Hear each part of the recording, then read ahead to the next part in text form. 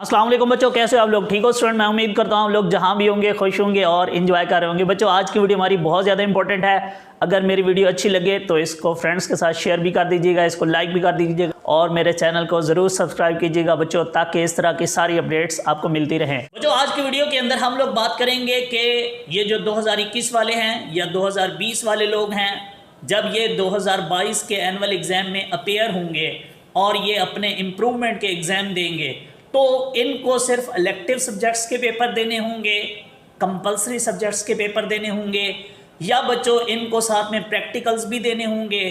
किस तरीके से इम्प्रूवमेंट करनी होगी? मैं अपनी ऑलरेडी वीडियोस के अंदर बहुत सारा बता चुका हूं बच्चों कि आप लोगों के पास बहुत सारे ऑप्शंस हैं। आप चाहो तो आप पूरा पार्ट 1 दो, आप चाहो तो पूरा पार्ट 2 दो, आप चाहो तो बच्चों आप दोनों के इलेक्टिव सब्जेक्ट्स दे सकते हो, आप दोनों के कंपलसरी सब्जेक्ट्स दे सकते हो, आप चाहो तो बच्चों आप कोई एक सब्जेक्ट भी दे सकते हो। बट याद रहे बच्चों, जब आपने कोई एक सब्जेक्ट देना है या 2 सब्जेक्ट देने हैं तो आपको पार्ट 1 के भी देने होंगे, पार्ट 2 के भी देने होंगे। तो बच्चों ये नोटिफिकेशन आ चुका है, ये पॉलिसी अप्लाई हो चुकी है, ये मुख्तलिफ बोर्ड्स की वेबसाइट के ऊपर ये नोटिफिकेशन मौजूद है। मेरी बोर्ड के अंदर आज बात भी हुई है, तो उन्होंने कहा है जी देखें वो जो कोरोना पॉलिसी थी या वो जो स्मार्ट सिलेबस था, अब ये सारा कुछ ख़त्म हो चुका है बच्चों। आप लोगों ने अब जिस चीज़ का एग्ज़ाम देना है 2022 में, आपके मार्क्स सिर्फ उसी चीज़ के अंदर बढ़ेंगे।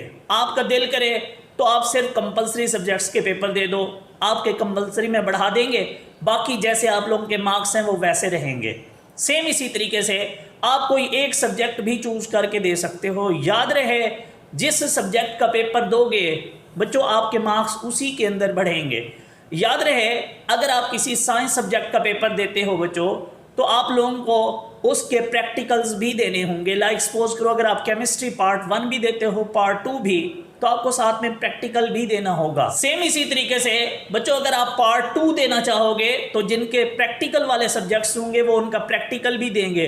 बट याद रहे अगर आप पार्ट 1 देते हो तो पार्ट 1 के साथ बच्चों प्रैक्टिकल देना ज़रूरी नहीं होता, सिर्फ पार्ट 2 के साथ प्रैक्टिकल देने होते हैं। या फिर बच्चों आप लोगों के जो आप कोई एक सब्जेक्ट चूज़ करते हो प्रैक्टिकल वाला, पार्ट 1 का भी पार्ट 2 का भी, उसके साथ आप लोगों को प्रैक्टिकल देने होंगे। तो बच्चों ये अब कंफर्म हो चुका है, बोर्ड की वेबसाइट के ऊपर ये नोटिफिकेशन भी मौजूद है सरगोदा बोर्ड की।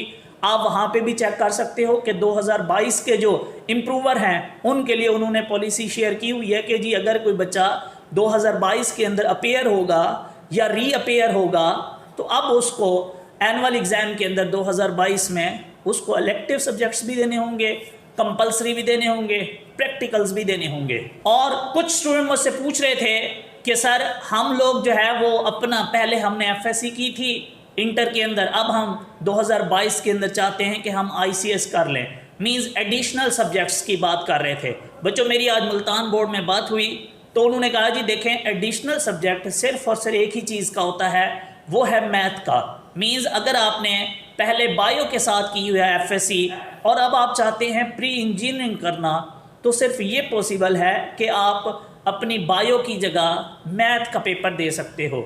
याद रहे ना तो आईसीएस का बच्चा एफएससी में जा सकता है और ना ही एफएससी का बच्चा आईसीएस में जा सकता है। सेम कोई बच्चा ऐसा भी नहीं है बच्चों जिसने पहले मैथ पढ़ा हो और अब चाहे कि मैं क्या पढ़ लूँ बायो।